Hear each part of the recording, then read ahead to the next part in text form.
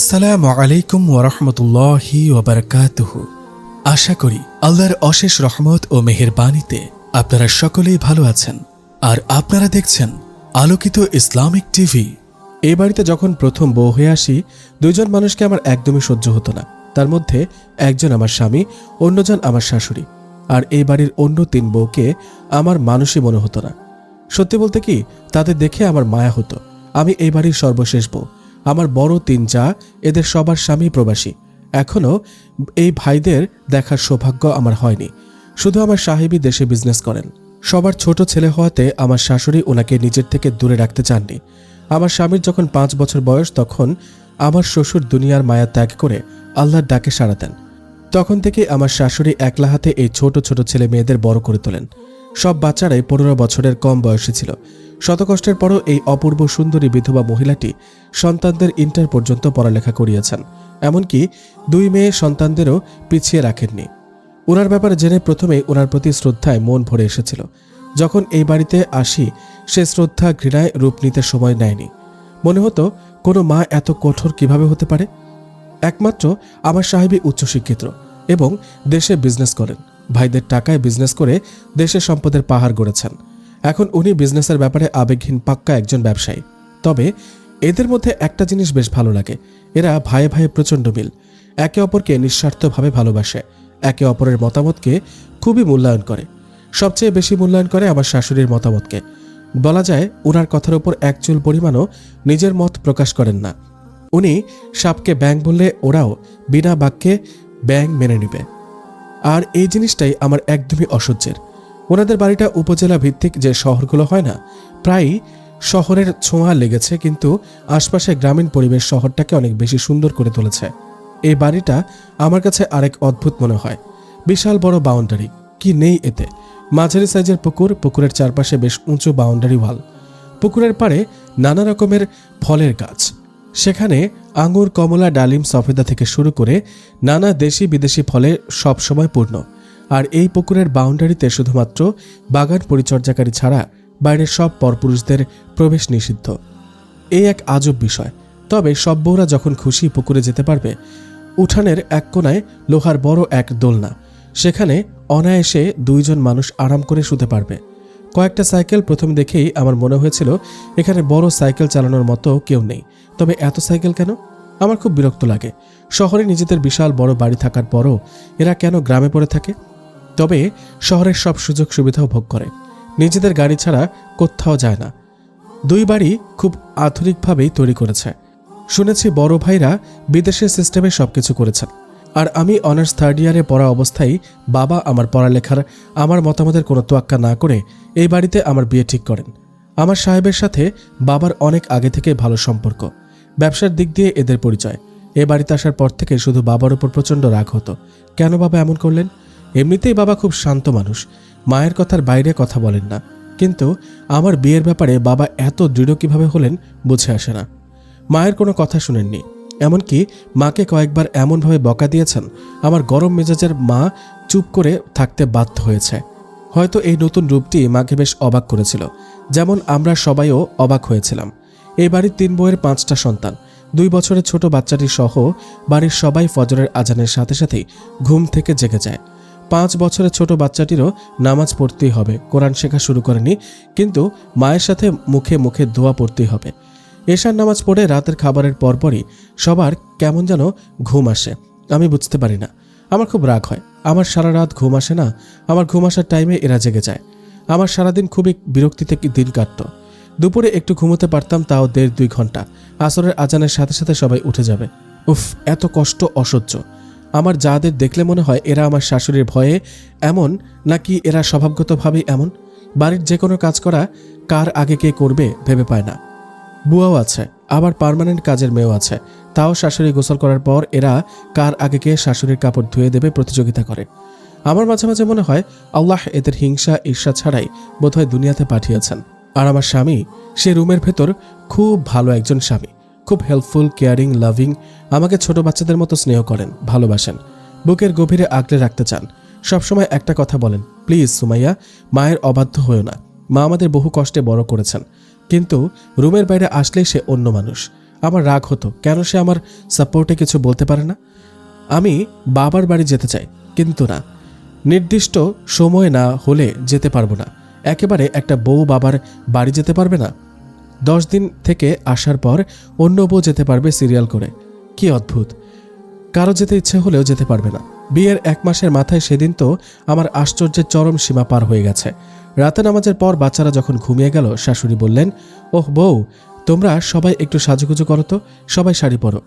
দেখলাম সব বউ খুশি মনে সাজুগুজু করতে চলে গেল। আমার আশ্চর্যের ঠেলা সামলাতে সময় লেগেছিল বলে দেরি হচ্ছিল। শাশুড়ি আবার বললেন, মারে, আমার ইয়াসির বাসায় আছে তাই সাজতে বলেছিলাম, যদি তোমার সাজতে ইচ্ছা না করে আজ সমস্যা নেই। আমি এমনিতে সাজুগুজু করতে ভালোবাসি, কিন্তু এই মহিলার কথার বিরোধিতা করার জন্যই আমি না সেজে সোজা রুমে চলে গেলাম। একটা জিনিস মাথায় ঢুকছে না, আমার না হয় ইয়াসির বাসায় আছে বলেই সাজতে বললেন, কিন্তু সব ভাবিদের কেন সাজতে হবে? যার উত্তর জানলাম পরের দিন ওরা সবাই রাতে জামাইদের সাথে ভিডিও কলে কথা বলে। এরপরে প্রায়ই দেখতাম ওরা রাতে সাজতেছে। সেদিন আমার বড় জায়ের ছেলেটা প্রি পজিশনের ব্যবহারে কিছু ভুল এক্সাম্পল পড়ছিল। আমি পাশে ছিলাম, আমি তার ভুলটা ধরিয়ে দিয়ে কি এক মহাবিপদ ডেকে এনেছি। শাশুড়ি বললেন, সুমাইয়া, আজ থেকে তুমিই টাইম করে এদের 3 জনকে পড়াবে। উফ, কি যে অসহ্য লাগছিল কথাগুলো। ওনার সামনে তো কিছুই বলতে পারিনি, কিন্তু রুমে গিয়ে ইয়াসিরের সাথে অনেক ঝগড়া করি। ওকে এত এত কথা শুনিয়েছি, সে পাল্টা একটা কথা বলেনি।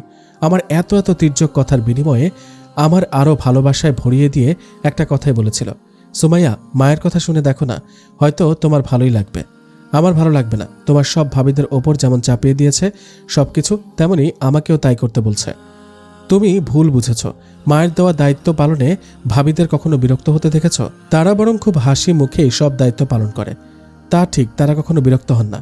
এমন নয় যে খুশি হওয়ার ভান ধরে, সত্যিকারভাবে খুশি হয়েই ওরা শাশুড়ির প্রতি দায়িত্ব পালন করে। কিন্তু ইয়াসির কিভাবে জানলো? সে তো কখনো ভাবিদের চেহারাও দেখেনি। এই বাড়ির আরেকটা খুবই আজব নিয়ম, একটা মাত্র পুরুষ মানুষ, কিন্তু তার সামনে কেউ যায় না, শুধু শাশুড়ি ছাড়া। টেবিলে খাবার দিয়ে সবাই আড়ালে চলে যায়। অবশ্য এই নিয়মটা আমার ভালোই লাগে। যদি ইয়াসির ওর সুন্দরী ভাবিদের সাথে ঠাট্টা মশকরা করত, আমার ভালো লাগতো না। যাক, শুধুমাত্র ইয়াসিরের কথা রাখার জন্য বাচ্চাদের পড়ানো শুরু করলাম। 3 জনকে 3 টাইমে পড়াই। আগের টিচারকে বিদায় করা হয়েছে। প্রথম দিকে ওদের পড়াতে ভালো না লাগলেও আস্তে আস্তে বেশ ভালো লাগতো। বাচ্চা 3টাই অতি ব্রিলিয়ান্ট। বাচ্চাদের 3 টাইম পড়িয়ে আমি খুব ক্লান্ত হয়ে যেতাম। ঘরের কাজ করতে কিছুতেই মন চাইতো না, তাও শাশুড়ি ভয়ে কাজ করতে গেলাম। এমনিতেই বড় যা আমার কাছ থেকে ঝাড়ু কেড়ে নিয়ে বলল, তোমার কোনো কাজ করতে হবে না, এটা মায়ের আদেশ। সাথে মা রুম থেকে বলে উঠল, হ্যাঁ রে বউ, তোমার কাজের চিন্তা করতে হবে না, তুমিও তো মানুষ নাকি? কত কষ্ট করো আমার নাতিদের জন্য, আবার কাজও। না মা, আমি অতটাও খারাপ নই। মনে হলো প্রথমবারই এই মহিলাকে একটু ভালো মনে হলো। যাক, কাজ থেকে তো মুক্তি পেলাম, তার উপর এমন ট্রিট পেতাম, নিজেকে রাজকুমারী মনে হতো। যেহেতু কাজ করতে হয় না, নিজের পড়ালেখার পাশাপাশি এদের পড়াতেও আরও একটু মনোযোগী হলাম। পড়ার কিছুদিন পর, সম্ভবত 1 মাস পর, আমি এত বেশি অবাক হয়েছি, আমি কয়েকটা হার্টবিট বোধহয় মিস করে গেলাম। আমার শাশুড়ি আমার হাতে 8,000 টাকা সহ একটা খাম তুলে দিয়ে বললেন, আগের মাস্টারকে 7,000 দিতাম, তোমাকে 1,000 বাড়িয়ে দিলাম, কারণ তুমি আমার নাতিদের অনেক আদর করে পড়াও। তাছাড়া খুব কষ্ট করে নিজের পড়ার পাশাপাশি এদের পড়াও। আমি কখনো ভাবিনি এদের পড়িয়ে টাকা নিব। আমি বাচ্চাদের ভালোবাসি। ওরা যখন ছোট আম্মু করে পাগল করে তোলে, আমার খুব ভালো লাগে। শাশুড়িকে বললাম, না মা, আমার টাকা লাগবে না, আপনার ছেলে আমাকে কোনো কিছুর কমতি রাখেনি, না চাইতে আমার হাত খরচ দিয়ে দেয়। রাখো বৌমা, এটা তোমার কষ্টের ফসল, আর তোমার প্রতি আমার কৃতজ্ঞতা। না নিলে আমি কষ্ট পাবো, না চাইতেও নিলাম, কিন্তু এক অন্যরকম তৃপ্তি পেলাম। জীবনের প্রথম নিজের উপার্জনের টাকা। মনে হলো উনি বোধহয় সব বউদেরই কোনো না কোনোভাবে এভাবে পুরস্কৃত করেন, হয়তো তাই ওনার বউরা কোনো কিছুতে বিরক্ত হয় না। এর কিছুদিন পরে আমার পরীক্ষা। আমি ইয়াসিরকে নিয়ে বাবার বাড়ি চলে গেলাম। এত এত আনন্দ লাগছিল, অনেকদিন পরেই বাবার বাড়িতে একটু আনন্দ করে বেশি দিন থাকতে পারবো। শাশুড়ি বলে দিয়েছেন, যতদিন আমার পরীক্ষা শেষ না হবে ইয়াসির যেন আমার বাবার বাড়িতে থাকে। আমার খুশিকে দেখে এত এত খুশি হয়েছি, ইয়াহু বলে এক চিৎকার দিয়ে উঠলাম। আওয়াজটা এত বড় হয়েছিল, ইয়াসির আমার মুখটাই চেপে ধরল। আমি ওর দিকে তাকিয়ে মুচকি হেসে চুপ হয়ে গেলাম। আমি প্রায় 1.5 মাস পর বাবার বাড়িতে রাত জেগে সকালে একটু ঘুমানোর সুযোগ পেলাম। খুব খুশি হয়ে বসেছিলাম, সারা রাত পড়বো আর ভোরে ঘুমাবো, কিন্তু না, কেমন যেন অভ্যাস হয়ে গেছে। এশার নামাজের কিছুক্ষণ পরপরই হাই আসতে লাগলো। ইয়াসির অলরেডি বিছানা গোছানো শুরু করে দিয়েছে। খানিকটা ব্যঙ্গ করে বললাম, এই তুমি এত তাড়াতাড়ি ঘুমিয়ে যাচ্ছ কেন? এখানে তো আর তোমার মা নেই, ভোরে উঠে নামাজ না পড়লে তোমাকে বকবে। প্রথমত নামাজ আমি মায়ের জন্য পড়ি না। হ্যাঁ, মায়ের শাসন আমাকে নামাজে অভ্যস্ত হতে সহায়তা করেছে। আমি অধিকাংশ সময়ই শহরে থাকি, সেখানেও আমিও নামাজ কাজা করি না। সোমবার, বৃহস্পতিবার আর আরবি মাসের মাঝখানে সুন্নত রোজাগুলো আমার বা আমাদের কাছে ফরজ রোজার মতো হয়ে গেছে। বাপ রে বাপ, এত এত রোজা কেমনে পারো? কিছুটা অভ্যাসবশত হলেও মোটামুটি সুন্নতকে ভালোবেসে রাখা। আসলে তোমার মা খুবই কঠোর। ইয়াসির জাস্ট মুচকে এসে বললেন, এত তাড়াতাড়ি নির্ণয় করে ফেললে? কিছুটা সময় না হয়ে যাক। আমি এই ব্যাপারে আর কথা বাড়ালাম না। উনি শাশুড়ি গুরুজন। আমার পরিবার থেকে আমি এই শিক্ষা পাইনি। আমিও শুয়ে পড়লাম। তবে খুব ভালো লাগছে। অনেকদিন পর একটু নিশ্চিন্তে ঘুমাতে পারবো। ভোরে ওঠার টেনশন নেই। ইয়াসিরের সাথে এটা সেটা বলতে বলতে অনেক রাত হয়ে যায়, কিন্তু তাও কিভাবে যেন ফজরের আজানের সাথে সাথে ঘুমটা ভেঙে যায়। কিন্তু ঘুমের জন্য চোখ খুলতে পারছি না। লক্ষ্য করলাম ইয়াসির বিছানায় নেই। আধঘুম জাগানোর মধ্যেই বললাম, কেমনে পারে? যখন পরিপূর্ণ ঘুম ভাঙলো দেখলাম ইয়াসির কোরআন তেলাওয়াত করছে। খানিক রাগ দেখিয়ে বললাম, আমাকে ডাকুনি কেন? ডাকলে তুমি উঠতে, না উঠলে পানি ঢেলে দিতে। না, আমি জোর করে তোমার কাছে কিছুই আশা করি না। একটু আওয়াজ নিচু করে খানিকটা বিড়বিড় করে বললাম, তাই তো এখনও স্বামীর অধিকারটুকু আদায় করনি। নিজের বিয়ে করা বউ থেকেও দূরত্ব বজায় রাখো। একই বিছানা থেকেও কত দূরত্ব। আমি জানি সে শুনেছে, তাও না শোনার ভান করে বলল, তুমি যা আদায় করবে ভালোবেসে, মায়ের ভয়ে, অন্য কারণে নয়। আমার বিশ্বাস তুমি আমার রঙেই রাগিয়ে যাবে, যেটা আল্লাহর রং, ইসলামের রং। আমি কথা না বাড়িয়ে ওয়াশরুমে চলে গেলাম। আমরা দুই ভাই বোনের মধ্যে 5 ওয়াক্ত, বিশেষ করে ফজরের নামাজে অভ্যাস না হলেও মা ফজরের আগেই ঘুম থেকে উঠে যায়। ইশরাকের সালাত আদায় করে সকালের নাস্তা রেডি করে। ইয়াসির সহ বাবার বাড়িতে যাওয়ার পর থেকে দেখতাম মা ফজরের সালাত আদায় করে নাস্তা রেডি করছে। হয়তো ইয়াসির ভোরে উঠে বলি, ওমা, ফ্রেশ হয়ে এসে দেখলাম ইয়াসির রুমে খাবার নিয়ে এসেছে। বলল, হা করো, আমি খাইয়ে দিচ্ছি, তুমি পড়া শুরু করো। কাল পরীক্ষা, রাতেও পড়া হয়নি। কিছুটা অবাক হলেও বেশ ভালো লাগছে।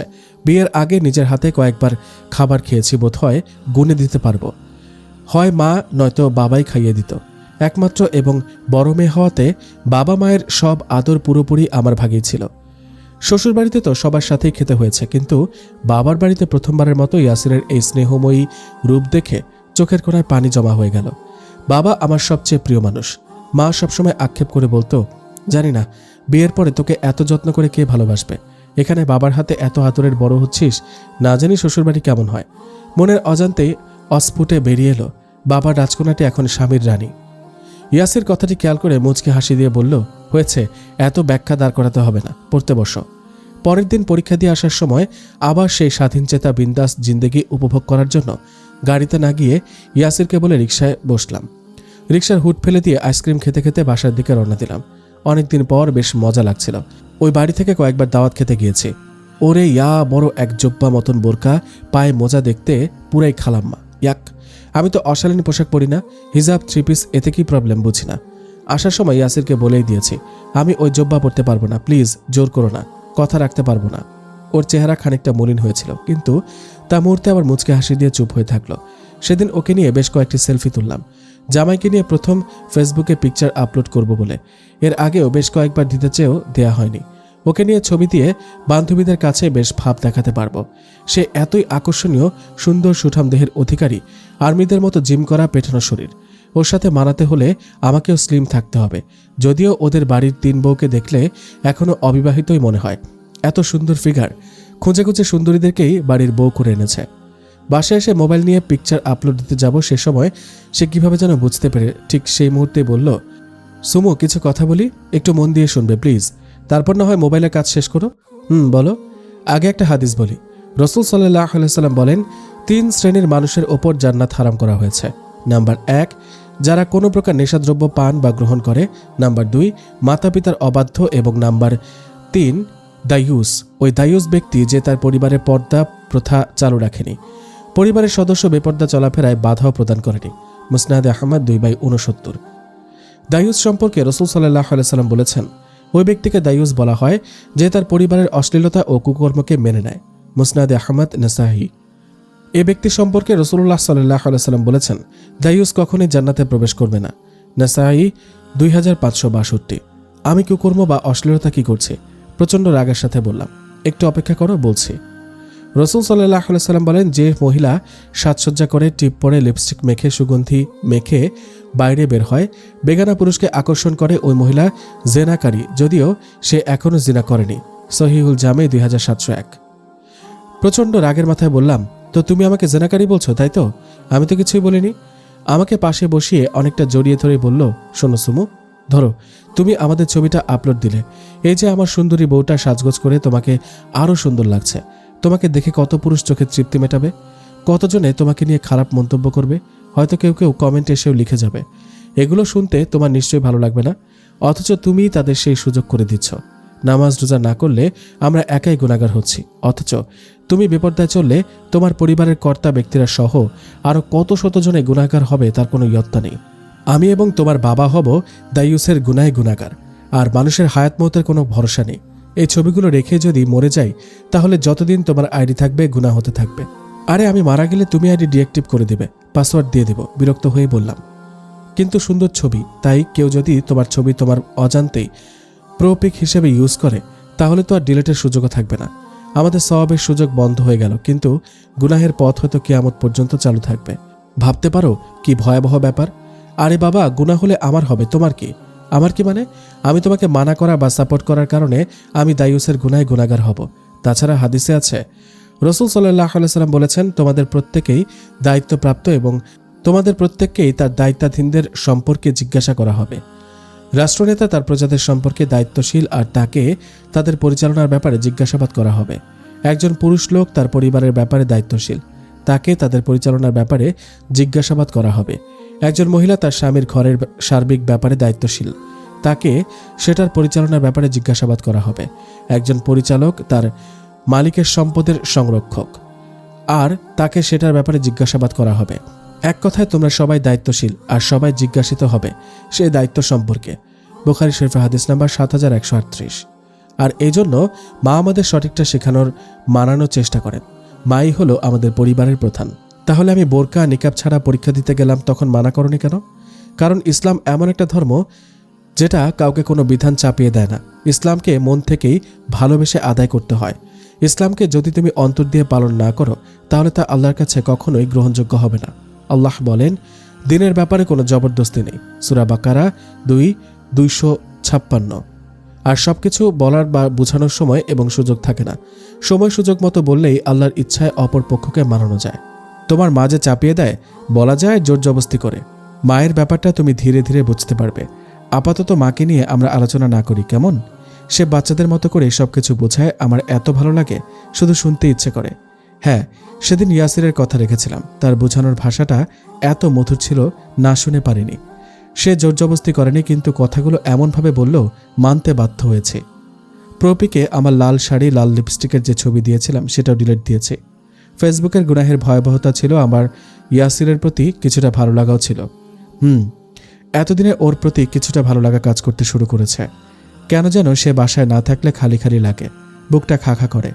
সেবার পরীক্ষা শেষে শ্বশুর বাড়িতে আসার পর ইয়াসিরের এক ফুপুকে দেখতে পেলাম, যার সাথে আগে কখনো পরিচয় হয়নি। উনি এসেছেন কয়েকদিন হয়েছে। আমাকে দেখে কেমন একটা ভাব ধরে বলে উঠলেন, ও রোকেয়া, কি বেপর্দা মেয়ে ঘরে আনলি, বোরকা না পরে বাপের বাড়ি থেকে শ্বশুর বাড়ি এলো, তুই কিছু কইতে পারস না? অন্য বউদের দেখলে পরাণ জুড়ে যায়। আমি সেদিন বোরকা না পরে চলে এসেছিলাম, ভাবলাম এবার রক্ষে নাই। দুই শাশুড়ি মিলে আমাকে কি ধোলাই দেয় আল্লাহ জানেন। আমার বাঁচানোর কেউ নেই। ইয়াসির এমনিতেই মায়ের সামনে কিছু বলে না, সেখানে দিনের ব্যাপারে আমাকে সাপোর্ট দেওয়ার প্রশ্নই আসে না। আমাকে অবাক করে দিয়ে আমার শাশুড়ি বললেন, বুবু, সুমাইয়া আজকালকার পড়ালেখা জানা শহুরে মেয়ে, আমার পরিবারের সাথে মিলতে কিছুটা সময় লাগবে তো। সুমু বাচ্চা মানুষ, বাদ দাও তো। কি যে কষ রুকাইয়া, এত বড় দাম রিমাইয়াকে তুই বাচ্চা কইলি? আর তাছাড়া বিয়ার পর কি আল্লাহা পড়া কত, যাদের সাথে কাজ করব, এইটাই তো দুনিয়ার নিয়ম। আরে বুবু, বুঝো না কেন? ও আমার ছোট ছেলের বউ, আমার সবচেয়ে ছোটটা। অন্যদের কাছে যত বড়ই হোক, আমার কাছে তো ছোটই। জানো বুবু, সুমাইয়া আমার নাতিদের পড়ায়, কত আদর করে পড়ায়, তুমি না দেখলে বিশ্বাসই করবে না। আমার ভাগ্য ভালো বলেই ওর মতো বরং আমার সব বউদের আমি পেয়েছি। বিয়ার পর মাইয়া মানুষের এত পড়ালেখার কি দরকার বাবু, বুঝি না। আজকাল মাইয়া গো কত ঢং, সেই চুলাই ঠেলতে হইব। কি যে ক বুবু, চুলা তো ঠেলতে হইবই, নয়তো নিজের রান্না কে করবে? আর আজকাল ছেলেরাও চুলা ঠেলে। আমার ইয়াসির বউদের চেয়ে ভালো রান্না পারে। মাঝে মাঝে বাড়িতে আসলে চুলা দখল করে। চুলা ঠেলার মধ্যে লজ্জার বা খারাপের কিছু নেই। আর শোনো বুবু, সুমাইয়া যদি পড়ালেখা না করতো, আমার নাতিদেরকে কে পড়াইতো কত? বাইরের মাস্টার আসতো, কিন্তু সেটা বাধ্য হয়ে। সুমাইয়া যত শিক্ষিত হবে, ভবিষ্যতে আমার নাতি নাতিদের জন্য মাস্টার রাখতে হবে না, পুরুষ মানুষ ঘরে আসার সুযোগ থাকবে না। মেয়েরা লেখাপড়া না করলে আমাদের মেয়েদের তো ছেলেদের কাছে গিয়ে পড়তে হবে, তাই না? ফুপু রাগে ফুঁসতে ফুঁসতে আবার বললেন, বুঝি না বাবু, আজকাল তোমার কি হইল? স্বামীর পায়ের নিচে স্ত্রীর বেহেস্ত, অথচ আজকাল মাইয়াগো সেই দিকে কোনো পাত্তাই নাই। আমাগো সময় আমরা স্বামীর কথার বাইরে এক পাও দিতাম না, এই মাইয়াগুলারে কথা শোনানো যায়ই না। বুবু, আমার ছোট বউ আজ পর্যন্ত এমন হয়নি যে সে আমার কথা রাখেনি। হ্যাঁ, হয়তো অন্য বউদের মতো খুশি মনে হয়নি, সেটা অন্য ব্যাপার। বুবু, আমাদের জমানায় আমরা ভুল জানতাম, স্বামীর পায়ের নিচে কখনো স্ত্রীর বেহেস্ত হতে পারে না। সঠিক হলো মায়ের পায়ের নিচেই সন্তানের বেহেস্ত। স্ত্রী সেও কারো সন্তান, ওর মায়ের পায়ের নিচেই ওর বেহেস্ত। হ্যাঁ, তবে এটা আছে, স্বামী অসন্তুষ্ট রেখে স্ত্রী মারা গেলে সে জান্নাতে প্রবেশ করবে না। এটাও আছে, সর্বোত্তম পুরুষ সে যে তার স্ত্রীর নিকট উত্তম। এক্ষেত্রে বুবু, আমাদের ধর্মটা খুবই ভারসাম্যযুক্ত ধর্ম। স্ত্রী বা স্বামী উভয়কেই উভয়ের ওপর অধিকার দেওয়া হয়েছে, যেখানে সবার উপর সবার হক আছে, সবার উপর সবাইকে মর্যাদা দেওয়া হয়েছে। হ্যাঁ, ধরো একজন স্ত্রীর স্বামী খুব খারাপ, বিয়ের পর থেকে তাকে অত্যাচার করে, স্ত্রীর কোনো দায়িত্বই পালন করে না, তার পায়ের নিচে কিভাবে স্ত্রীর বেহেস্ত হতে পারে? অন্যদিকে মা, সে জন্মের পর যদি কোনো দায়িত্ব পালন না করে, শুধু গর্ভাবস্থার কষ্টের জন্য সে সন্তানের সদাচরণের হকদার। হাদিসে বলা হয়েছে, মা যদি মুশরিকও হয় তবুও তার সাথে সদাচরণ করো। মুশরিক মানে শিরককারী, মানে শিরক করা হলো ইসলামের কবিরা গুনাহগুলোর মধ্যেও সবচেয়ে বড়। সুতরাং মায়ের নিচে সন্তানের পুত্র বা কন্যা বেহেস্ত। বুবু, বুঝতে পেরেছ? আমরা না হয় আগে জানতাম না, এখন জেনেও কেন ভুল বলে গুনাহগার হব? ফুপু রাগে গজগজ করতে করতে বললেন, হয় হয় জানি, তোর কাছে তোর বউরা ছাড়া দুনিয়ার কেউই বালা না, আমরা তো মানুষই না, তোর বউগুলার কোনো দোষই নাই। এগো পড়ালেখাই করাইস, ঘরের কাজ সব তুই করিস, এদের বাইন্দা খাওয়াইস। বুবু, তুমি ভুল বুঝছো, আমার কেন রান্না করে খাওয়াতে হবে? এটা এদের সংসার, এদের জামাইদেরই টাকা, এরা এদের নিজেদের জন্য সন্তানদের জন্য রান্না করে, সেখানের ওপর আমি একা খাইতে কোনো সমস্যা তো নাই। বুঝেছি বুঝেছি, এবার তোর তিল তিল করে গড়ার সংসারটাও এদের দিয়ে দে, বলে আমার শাশুড়িকে কিছু বলার সুযোগ না দিয়ে সেখান থেকে চলে গেল। এইসব কথাই আমার সামনে হচ্ছিল, স্পষ্ট বুঝেছি আমার শাশুড়ির মুখ কিছুটা মলিন হলেও নিজেকে সামনে নিয়েছে। সে যাই হোক, আমার ভালোই লেগেছে। সবচেয়ে ভালো লেগেছে পায়ের নিচে বেহেস্ত নিয়ে বলা কথাগুলো। আমিও এটা মানতাম না, কিন্তু এইভাবে কখনো ভাবিনি। আমি যতগুলো শাশুড়ির সম্পর্কে শুনেছি, তার মধ্যেও কোনো শাশুড়ি বউকে এভাবে সাপোর্ট করে না, বউয়ের ত্রুটিগুলোকে এভাবে লুকায় না। আমি আমার বান্ধবীদের কাছে শুনেছি, তাদের অনেকের শাশুড়ি নামাজ কালাম পড়ে, ইসলামের অনেক হুকুম আহকামি মেনে চলে, কিন্তু আবার বাইরের মানুষকে বউয়ের ত্রুটিগুলো বরং আরও অনেক কিছু বানিয়ে বানিয়ে বলে। যদিও আমার জানা মতে গীবত করা অনেক বড় গুনাহ, মিথ্যা অপবাদ দেওয়া তার চেয়ে বড় গুনাহ। সেক্ষেত্রে আমার শাশুড়ির এই বিষয়টা অনেক ভালো লেগেছে। ওনার অতিরিক্ত শাসনগুলো বাদ দিলে ওনার মধ্যে একজন বুদ্ধিমতী স্বশিক্ষিত মহিলা লুকায়িত। যাক, বিকেলে ফুপু চলে যাওয়ার পর শাশুড়ি মা আমাকে নিয়ে পুকুর পাড়ে গেলেন। আমাকে কয়েকটা পেয়ারা পেরে দিয়ে বললেন, জানিস বউ, তোর শ্বশুর যখন মারা যাচ্ছে, আমার শুধু ঘরের তলাটা ছিল, পাশের জায়গাগুলো আমার ছেলেরা দ্বিগুণ দাম দিয়ে কিনেছে। এই ভিটা ভরাট করার জন্য রাতের আধারে মাটি কেটেছি, যাতে আমার ছেলেদের কিছু টাকা বাঁচে। টাকা আমার কাছে তেমন মূল্যবান ছিল এখনও, তার চেয়েও বেশি মূল্যবান তিল তিল করে গড়ে তোলা আমার স্বপ্ন, ইসলামী পরিবার। আল্লাহর ইচ্ছায় হয়তো আমি কিছুটা সফল।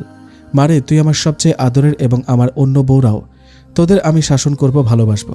আমার শাসনে ভুল হতে পারে, তোদের ভালো নাও লাগতে পারে, কিন্তু অন্য কেউ তোদের দিকে আঙুল তুললেও আমার ভেতরটা জ্বলে ওঠে। আমি সহ্য করতে পারি না কেউ আমার বউদের কিছু বললে। আবার তোদের কারো কষ্ট হলে একটা শরীরে কষ্ট হওয়ার মতো আমারও ভীষণ কষ্ট হয়। জাহান্নাম সত্য, জাহান্নামের আগুন সত্য। মারে, আমি ভাবতে পারি না আমি বা আমার কলিজার টুকরো বউ বাচ্চারা আগুনে জ্বলবে। আমি জানি তুই আল্লাহর রঙে রাঙিয়ে যাবি, যদি একটু চেষ্টা করিস, তবে সেটা খুব শীঘ্রই সম্ভব ইনশাআল্লাহ। সেদিন অনেকগুলো পেয়ারা নিয়ে বাড়িতে আসি, বউ শাশুড়ি মিলে। বাড়িতে এসে বললেন, বড় বউ দেখো, সুমু পেয়ারা নিয়ে এসেছে, লবণ মরিচ দিয়ে মাখাও, সবাই মিলে খাই। বুঝেছিলাম উনি খুব বিচক্ষণ মহিলা, এমনি এমনি বাড়ির সবাই ওনাকে এত মানে না, এত বড় সংসারটা এমনি এমনি এত সুন্দর করে টিকে নাই। ওনার বিচক্ষণতা, দূরদর্শিতা এই সংসারের মানুষগুলোকে এত ভালোবাসায় বেঁধে রেখেছে। আর বুঝতে পারলাম উনি ওনার বউদের শাসন করতে পারবেন, কথা শোনাতে পারবে, অন্য কেউ খবরদারি করতে পারবে না।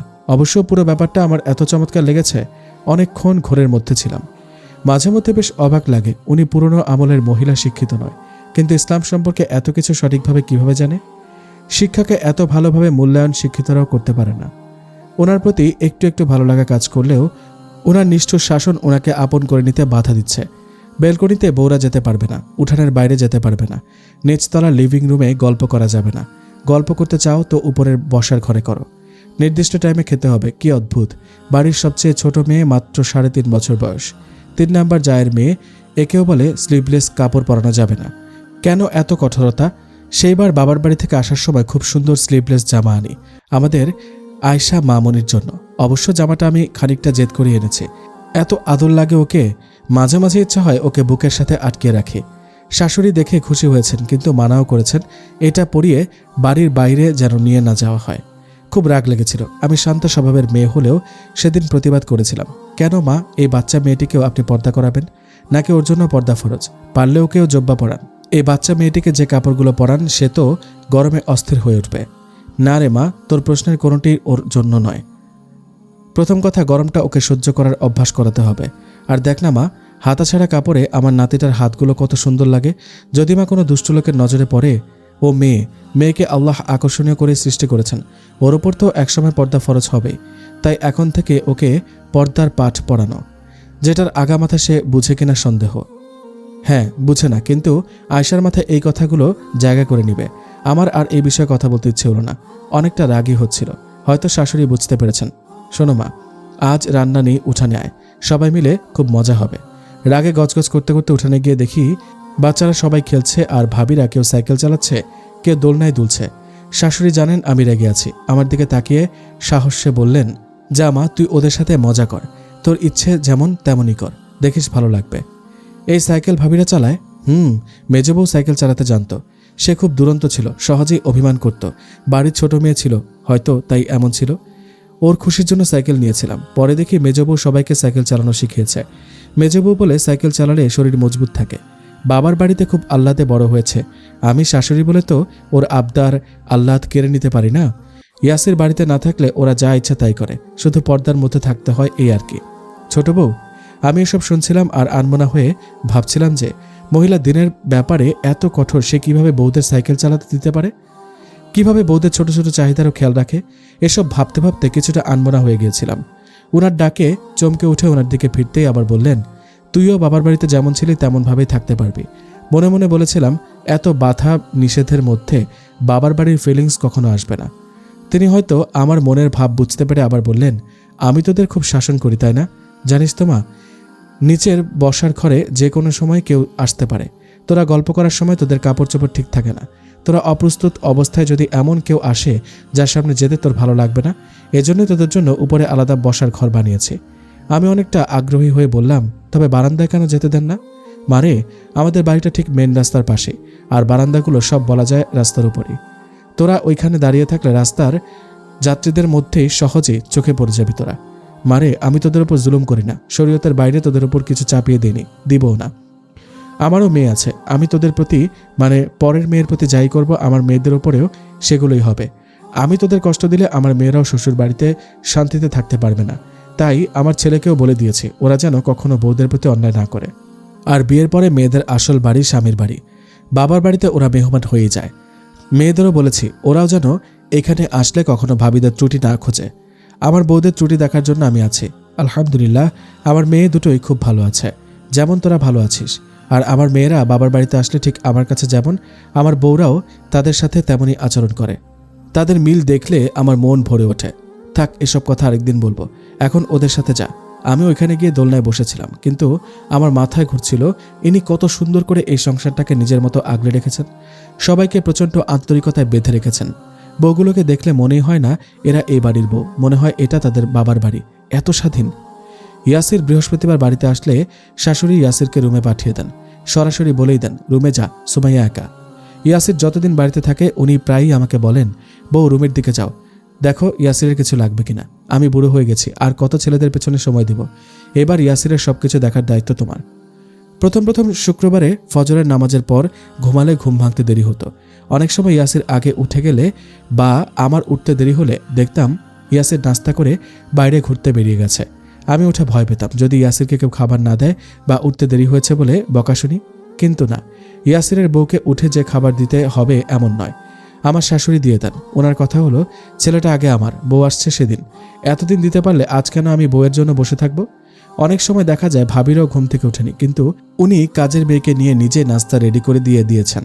এই জিনিসটা আমার খুব বেশি ভালো লেগেছিল, কারণ আমার একটা পরিচিত পরিবার আছে যেখানে 2টা কাজের মেয়ে থাকার পরও বাড়ির ছেলেকে সকালে না খেয়ে যেতে হয়। এমনকি একটি অবিবাহিত বোনও আছে, তাও বউয়ের দেওয়ার জন্য সকালে নাস্তা দেয় না।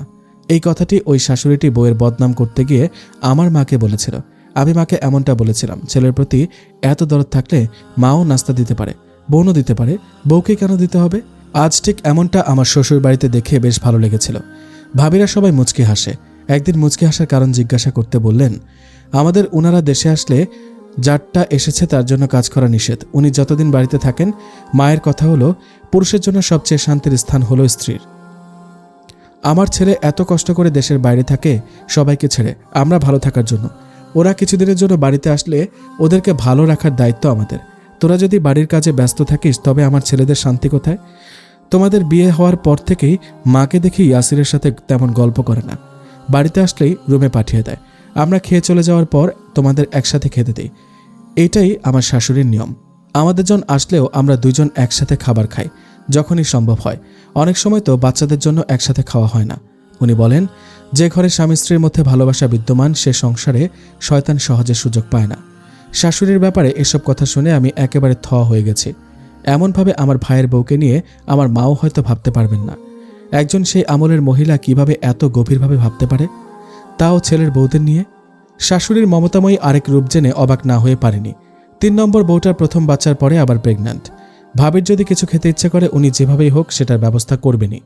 ভাবিকে নিয়ম করে ডাক্তারের কথা মতো খাবার খেতে বলা, ঠিকমতো ঔষধের কথা মনে করিয়ে দেওয়া, ঠিক সময় ডাক্তারের কাছে নিয়ে যাওয়া, টাইমের আগে বাপের বাড়িতে পাঠানো। আমার বিয়ের পর আমি ওনাকে শাশুড়ির মেয়ে ভেবেছিলাম। যেভাবে ওনার যত্ন নিচ্ছিলেন, পরে জানতে পারি উনি মাত্রই কনসিভ করেছেন। পরে ওনার কাছে শুনলাম এই টাইমে বউরা যখন ইচ্ছা বাবার বাড়িতে যেতে পারে, কোনো বাধা নেই। বাহ, উনি শাশুড়ি, কিন্তু শাশুড়ির চেয়ে মাই বেশি। ধীরে ধীরে ওনার প্রতি কখন ভালো লাগা ভালোবাসা শুরু হয়ে গিয়েছিল বুঝতেই পারিনি। ওনার সমস্ত বাধা নিষেধকেও ভালো লাগতে শুরু করেছিল।